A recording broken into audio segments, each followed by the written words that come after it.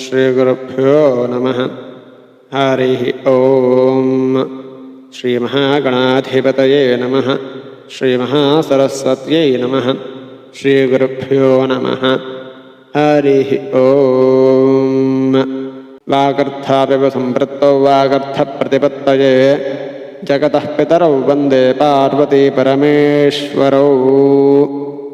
పరమేశ్వరస్వరూపమైన శ్రీ శివమహాపురాణ పఠనమునకు నమస్కారం. ఇక ఈ వీడియోలో బ్రహ్మకు జ్ఞానోదయమగుట అనే ఘట్టం గురించి తెలుసుకుందాం. మునుపటి వీడియోలో తెలుసుకున్నట్లుగా మీకంతా పట్టుదల ఉంటే మరొక ఉపాయాన్ని అన్వేషించండి అని చెప్పి కుసుమకుశరుడు అనగా మన్మధుడు తన నిజస్థానాన్ని తరలి వెళ్ళిపోయాడు. మన్మధుడు పరాజయాన్ని పొంది అలా స్వస్థానగతుడు కాగానే అనగా అతను వెళ్ళిపోగానే బ్రహ్మగారి దుఃఖం మరింత రెట్టింపోయింది. నిర్వికారుడు, జితేంద్రుడు, యోగతత్పరుడు అయిన శంకరుడిని వివాహమాడే ఉపాయం ఏమిటా అని తీవ్రంగా ఆలోచించి తండ్రి అయిన విష్ణువునకు స్మరించాడు. వెంటనే చతుర్భుజుడు, అరవిందాక్షుడు, శంఖచక్ర గదాధరుడు, పీతాంబరధరుడు, నీలమేఘశ్యాముడు, భక్తవత్సరుడు అయిన శ్రీహరి అక్కడ ప్రత్యక్షమయ్యాడు. అయ్యి ఇలా అంటున్నాడు: ఓ కుమారా, సృష్టికర్తవైన నువ్వు మహాప్రాజ్ఞుడువు కదా, ధన్యుడువు కదా, నన్ను స్మరించిన కారణం ఏమిటి? నీ దుఃఖాన్ని నివారిస్తాను, సంశయం వద్దు, నీకు ఎటువంటి ఆపద వచ్చిందో చెప్పుము అని అన్నాడు. విష్ణువు యొక్క మాటలకు ఉత్సాహాన్ని పొందిన పితామహుడు తన ప్రయత్న భంగాన్ని ఆయన ముందు వెల్లడించాడు. అనగా ఇప్పటి వరకు తను చేసినటువంటి అన్ని ప్రయత్నాలను శ్రీహరి ముందు చెప్పాడు. శ్రీహరికి చెప్పి ఉపాయాన్ని చెప్పి నా దుఃఖాన్ని ఉపశమాన్ని చేయవలసిందిగా కోరాడు.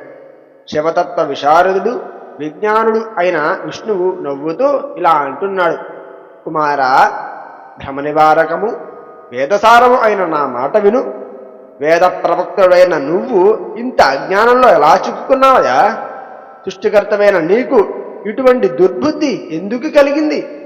వేదాలన్నీ ఏ పరమాత్మతత్వాన్ని బోధిస్తున్నాయో దాన్ని స్మరించు. నువ్వు జ్ఞాన విస్మృతి పొంది జడమతి వయ్యావు, అనగా జ్ఞానాన్ని పోగొట్టుకుని అజ్ఞానుడు వయ్యావు. పరమేశ్వరుడైన రుద్రుణ్ణి కేవలం నీ కుమారుడిగానే భావిస్తున్నావు. నీ లలాటం ముందు పుట్టాడు కదా, అందుకని నీ కుమారుడు అనుకుంటున్నావేమో.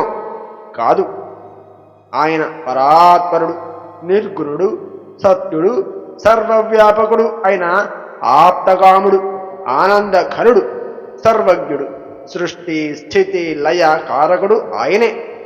ఆయననే శరణు పొందు, నీకు సుఖాన్ని ఇస్తాడు. శంకరుడు పత్నేవ్రతుడు కావాలనే కోరిక ఉంటే ఉమను ఉద్దేశించి శివుని స్మరిస్తూ ధ్యానించు.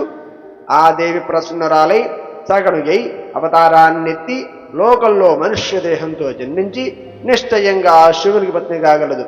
ఆమెను పుత్రికగా పొందుటకు దక్షుడికి మాత్రమే అవకాశం ఉంది. దక్షుడిని తపస్సు చేయమని ఆజ్ఞాపించు.